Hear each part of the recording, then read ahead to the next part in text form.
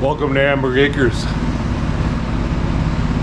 So what do I do with my old bed frames that I have laying around here? I build a bandsaw sharpener. That's what I do with it. So we've had the bandsaw now since I don't know, probably January sometime. Jacob bought it, and I cut quite a few boards. I've hit a lot of nails. I've hit the log stop several times.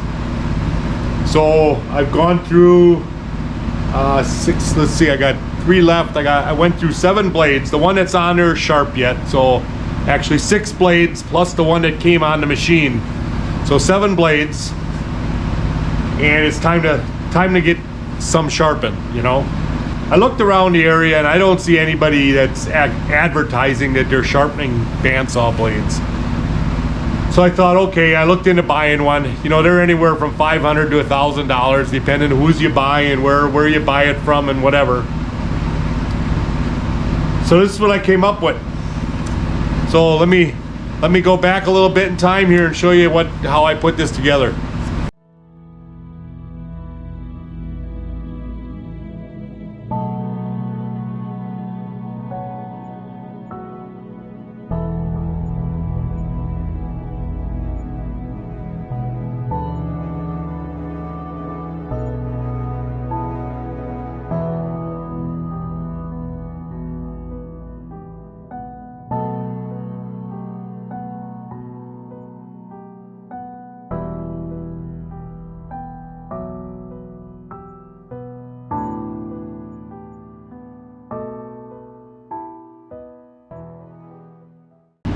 Alright guys, so welcome back. So I've been thinking about this for a while as we were going through the blades. I kept hitting the log stops. I've hit that several times. It's a thing, you know, you really got to watch what you're doing on these bandsaws. I hit a couple of nails. Those big trees in the yard there, I hit one that was more than 3 inches into the log. So it was in there a long time ago and a tree basically grew around it. But I've been thinking about how am I going to sharpen these chains. And this is what I came up with. Now, I was going to go out and buy a grinder. I've seen a few guys that use the chainsaw sharpeners, and that's a good idea, but that's $82 or $90 probably after tax and everything. So $90 for the grinder. You need to get, if you go that route to get the grinder, the best one to get is the one that has the adjustment on the back. The one I have here, and don't mind my mess here, what you're gonna see, I got stuff laying everywhere. The one I have is the one from Harbor Freight, and it is not adjustable with the angle. So you can't change the angle. Now you could rebuild and make a different type of hinge or something, and you could do that. I believe that one sells for around 40 bucks. So yeah, you would have to redo the hinge in the back there so that you can adjust the angle for your different types of blades is what you would have to do. So the more I thought about it, I'm like, you know what, I ain't gonna spend that kind of money. I already got a grinder here. I got 2 grinders actually. I got my Milwaukee. The Milwaukee is right, the one on the bench here. But I also got the old Black & Decker. And I've talked about this one before, that I cannot kill this thing. This thing's 40 years old, and I cannot kill this thing. No matter what I do to it, it just keeps running. I've never put grease in the bearings, nothing. This thing is just a rock, you know. And actually, I'm sorry, it's not a Black & Decker. It's an old Sears Craftsman. But I can guarantee you can't buy a grinder anymore that works like this one does. The Milwaukee here, this thing's virtually brand new. I have not used this that much because I'm still trying to kill that old Sears one there, Craftsman. And this thing sounds terrible compared to that Craftsman. I mean, it just rattles like crazy. So I don't know if the bearings are made that cheaper nowadays or what, but it's not the same thing. But anyhow, I had this here. I thought, you know what, I'm gonna use this instead. I have a 4.5-inch cutoff wheel. This is made for metal, and and this is what I'm going to use. I've switched my chainsaw sharpener, and some of you guys are probably going to think I'm nuts, but I switched my chainsaw sharpener to this style blade, and I have to take a 4.5 and I have to kind of use it and get it down to a little bit like more like 4 1/4 for it to fit inside that grinder there. And it works awesome for sharpening my chainsaws. Those pink wheels that you get from Harbor Freight, they just gum up and they just, you know, unless you're soaking your blades and whatever, they just don't work. These here wheels, they work awesome on there. And the way I go through my chains, you know, I'm hitting dirt and stones and you name it, I'm hitting with them chains. They're all beat up. That will cut way faster than them pink wheels. You'll be there all day with them pink wheels. So that's what I did. I switched that one over to this type of wheel also. I wish I could just go out and buy a 4 1/4 inch. I have not found one yet. They go from 4 to 4.5, and 4.5 does not fit on that grinder. But anyhow, this is what I'm using. So the handle's gone. I don't know where the handle is. I will find it. I know I have it. It's probably in a bin in my storage unit somewhere. When we were getting ready to move 2 years ago, we just threw the stuff all in there, and that's all going to come here as soon as we get concrete in that barn.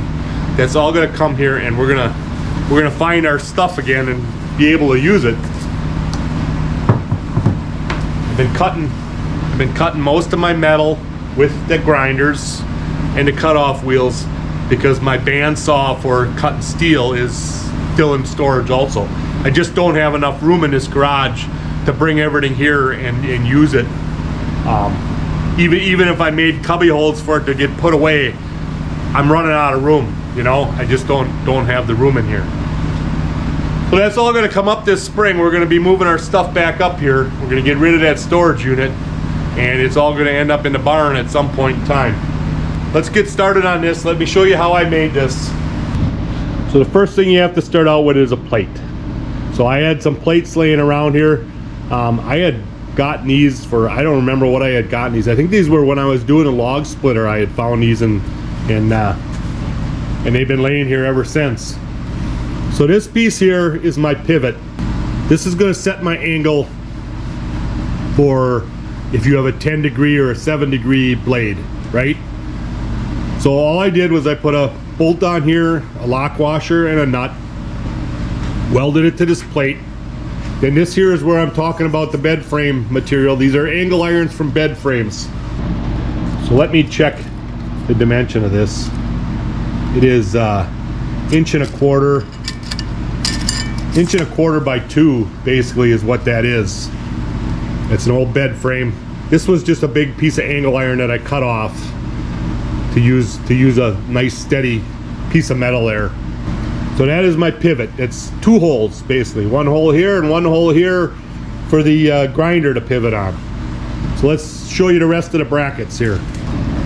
So this is another piece of 2 by 1.25 inch, and I have 2 holes in that. I have the 1/2 inch hole for the pivot, and then I have a 5/16 hole that lets me attach it to the grinder there. We're just going to put that on there.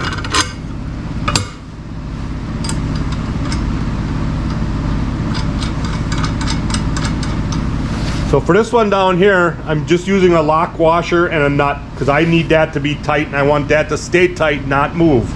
This one here has to pivot, so I'm using a nylock, and I welded the head of the bolt on this side here.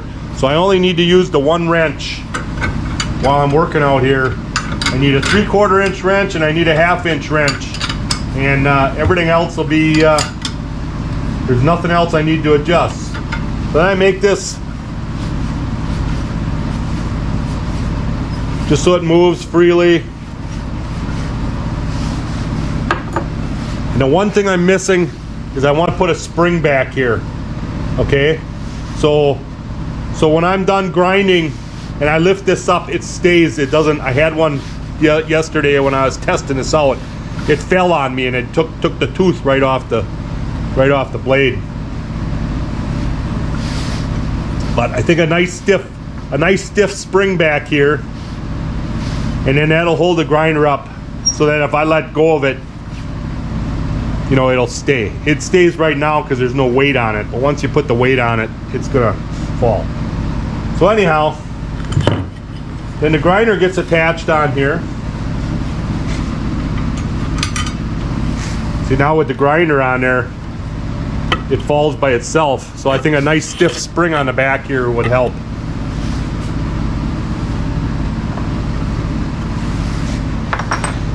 Now I'm not going to tell you what dimensions to make this all to, because it all depends what you have in stock. You know what, this stuff, I did not buy any of this. This is, like I say, it's old bed frames, old pieces of angle iron. I didn't spend any money here. This is not, there's no money spent. I will have to go buy a couple springs, but that's going to be it.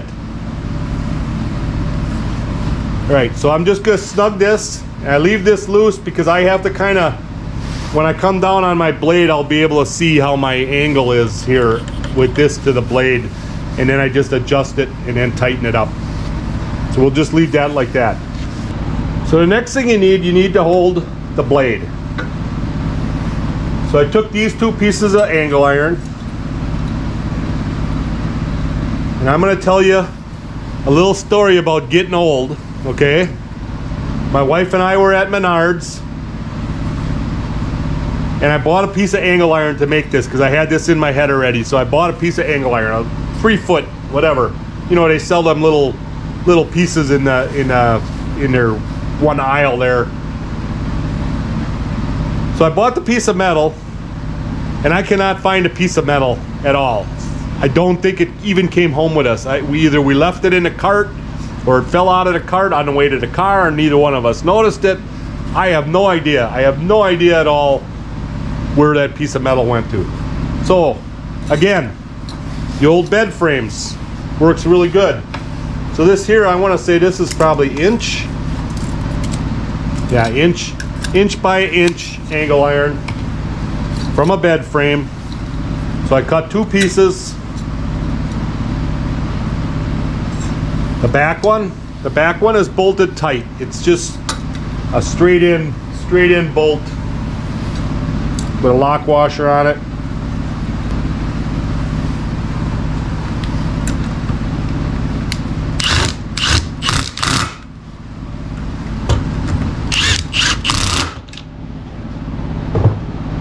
So that one's solid, that one never moves. The front one, I put slots in it, and that just gives me a little bit of an adjustment if the blade's a little tight one way or the other. How I had this set for testing, I had it set where this side was tight against the blade, and then this side was a little loose over here, and that helped the blade slide through, because your blade is curved. So if you tighten this tight against the blade, you're trying to bend that blade straight to go through there. So I left one side open a little bit, the other side was relatively tight on the blade. So for this side here, I put washers and a lock washer, so that way I can slide it and adjust it. And it doesn't have to be like on a cam, like your chainsaw one has that cam. Once you got this set, it should be fine for all your blades if you're using the same type of blade. All right, so let's set the blade in there.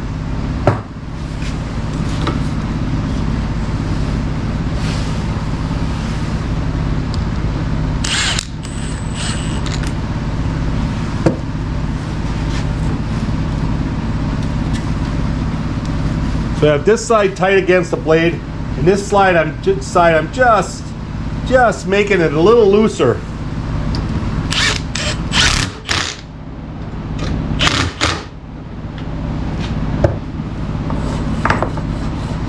That'll make that blade slide through there real nice. So next thing you need is a stop for this. Otherwise this is just going to come crashing down and hit your angle iron here and hit your teeth, whatever. So that's just a tapped hole right in the back here. And like I say, I'm not going to give you any dimensions here, because depending on your grinder and the length of your bars and however you make it, you know. So now I'm just gonna set this.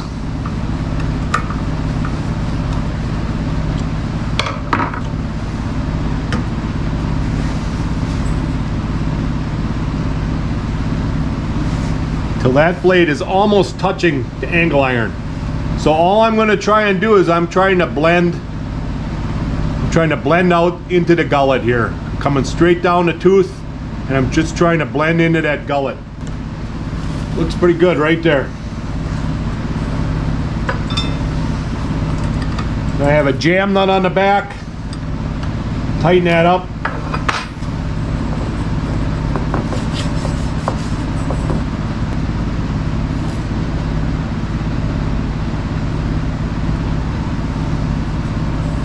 Just trying to see where my last tooth was that I sharpened. Looks like it's that one right there. So now the next thing you need is you need some way to positively stop this blade, so it's in the same spot every time. Okay, so I made up this little gadget. Again, it's just a piece of the 1x1. All right, I put a slot in it, and this slot will let me adjust it back and forth, okay? So that I can get it in the right spot to match my blade. Just like that. So I can adjust it wherever I need to so it matches my blade.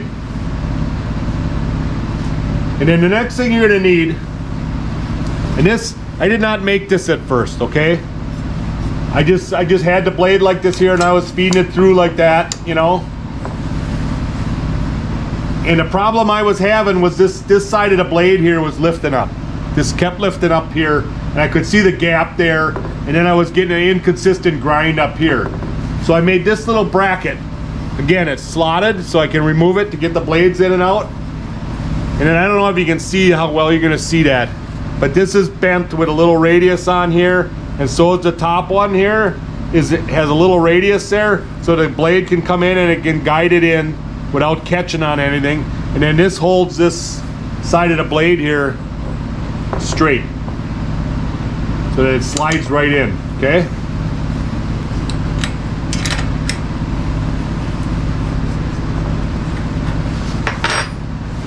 So in order to make that, I welded a flathead screw into this piece of angle iron right here.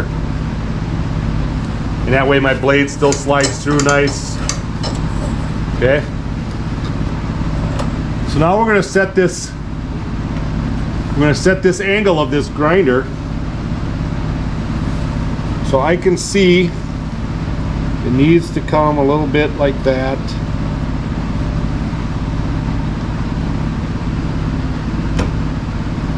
So now because I turn that like that to match my tooth, I'm going to have to adjust it up and down a little bit yet again.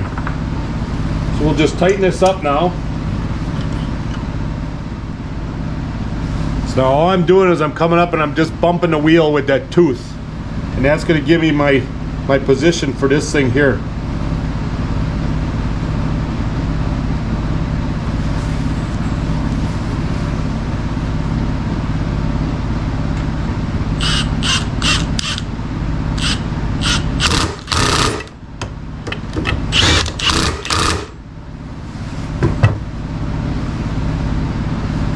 And something I could add there is I could add a screw here to make that a more, that you could adjust it, you know, without doing it by hand.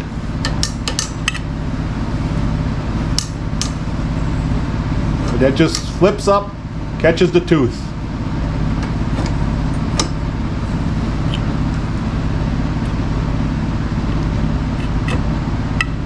All right, that looks pretty good. So the last thing you're going to need is you're going to need a piece of plexiglass. Keep the sparks from hitting you. So again, I had this plexiglass from, probably 3-4 jobs ago. Probably 10 years ago or more. I worked at a place that did a lot of plastic stuff, and these were all cut-offs that they were throwing away. So I got a whole barrel full of them. Right, so that is my setup. So now we're going to get into the actual sharpening of the blade. Now these blades, they don't need much. They're dull. Let's see if I have one here that's really.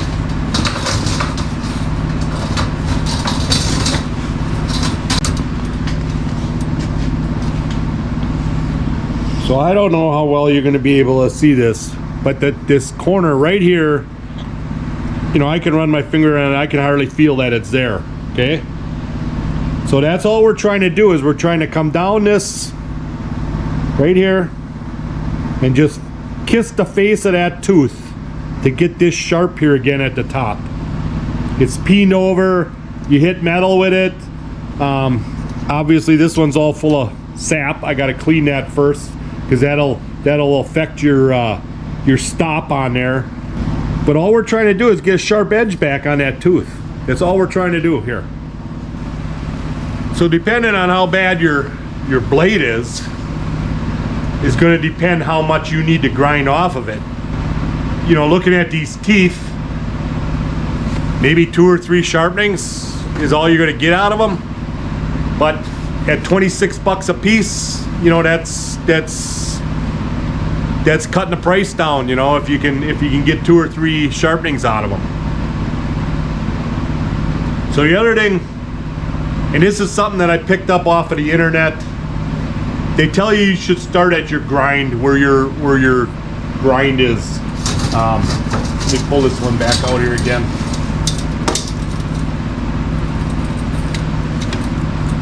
So again, I don't know how well you're going to be able to see this. When I'm referring to the grind, it's right here. This is where they welded the blade together. So what they're saying is that this, from this tooth to this tooth, is probably not going to be an accurate, you know, 1/2 inch or 3/4 inch. I think this is a 3/4 inch pitch. So this may not be exactly 3/4 inch like all the rest of the teeth will be. Okay? So you want to start here, and that's where you start grinding. So hopefully you can see it. It's right over there on the blade. I marked it with red ink. So I have 2 teeth marked. That's where I started grinding. I have 2 teeth marked, and that's where I'm going to stop. When I get to them 2 teeth, then I may have to do those 2 teeth manually. Basically, is what I'm getting at here. Because those 2 teeth may not be the 3/4 inch. So when my little stop down here falls in that tooth, it might not grind that one tooth correctly. Does that make sense? I hope that makes sense. Once you get back into the main part of the blade, then that'll all be the 3/4 inch pitch or whatever it is. And it should all turn out good after that. It should all be consistent. So let's grind a couple. Let's get this started, and we'll grind a couple. Make a few adjustments here. So the other thing I should mention is I have a roller over here, and that roller, that's holding the blade. That's set for the same height as this plate right here. Okay? So that's holding the blade at the same height, and all that's doing is helping this thing go around in a circle. And there should probably be some over here, like one here and one on that side over there, to keep this consistent. But I'm not going to do that until I have an area set up just for grinding saw blades. So that this will be down the road a bit. I will make a better setup for the blade following around, and that'll help with the sliding and everything else. So I like to keep a glove on one hand, because these are sharp now. Now that I sharpen this, I mean, this is really, you can really feel the difference. I mean, it's huge. Your skin will catch on there real easy. So let's start this up, and let's do a couple grinds.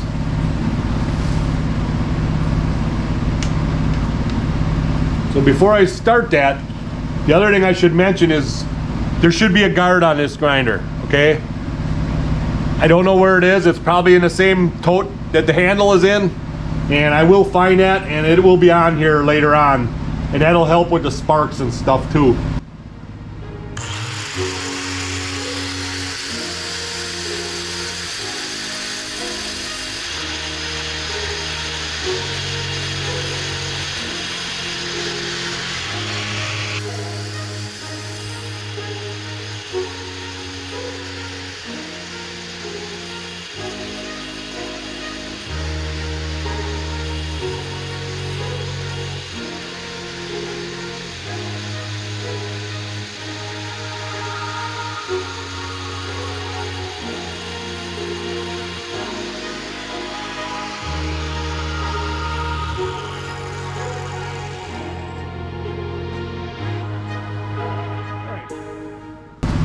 So I'm going to take this guard off here for now so I can show you exactly what I'm grinding.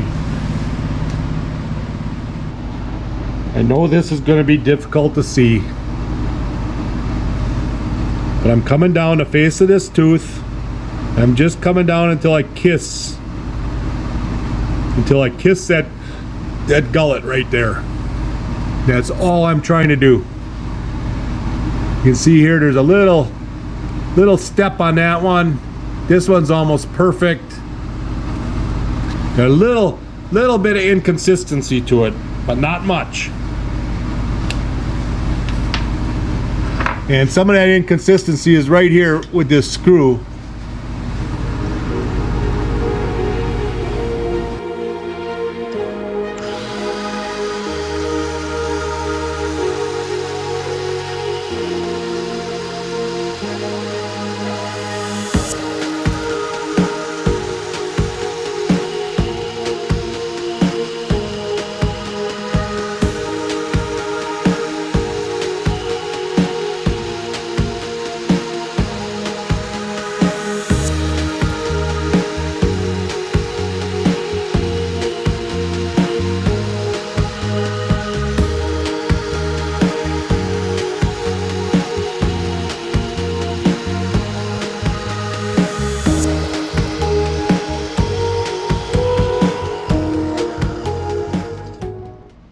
So hopefully you get the idea. Just coming down that face and just kissing this gullet right here. That'll maintain the shape of that gullet, and we're not. That one's almost perfect. Yeah, you're not going to get it exact. I've noticed inconsistency in these blades, and it could be when they do the setting. You know, like this tooth is bent towards us, then the next tooth is bent away from us, and then the third tooth is perfectly straight. So this tooth here is perfectly straight. Actually, yeah, this one is straight. This one's bent away. This one's bent towards us. So some of the inconsistency I'm seeing could be from that bending, when they bend that. I'm sure the blade is sharp when they do it, and they bend these over, and that gives you your kerf. So if there's a little bit of a step there, it's no big deal. That's fine. And I'm hoping to get 2 or 3 sharpenings out of these blades, and that's going to save me a lot of money.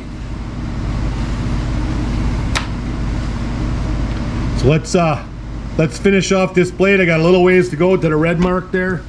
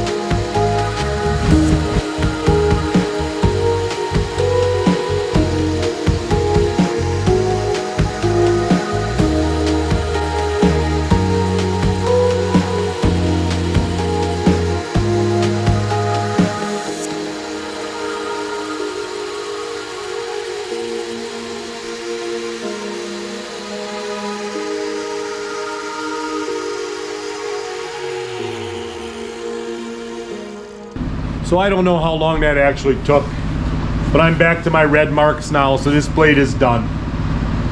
And I'm not gonna worry about the setting the teeth.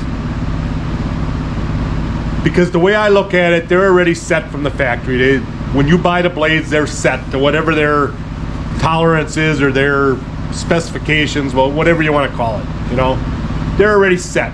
So unless you hit something really bad, like a log stop or a nail could do it, or something else, unless you hit something really bad, I don't really feel you need to reset those teeth. You're still going to have a saw curve from the original setting, because you're barely touching this tooth, you're barely taking anything off.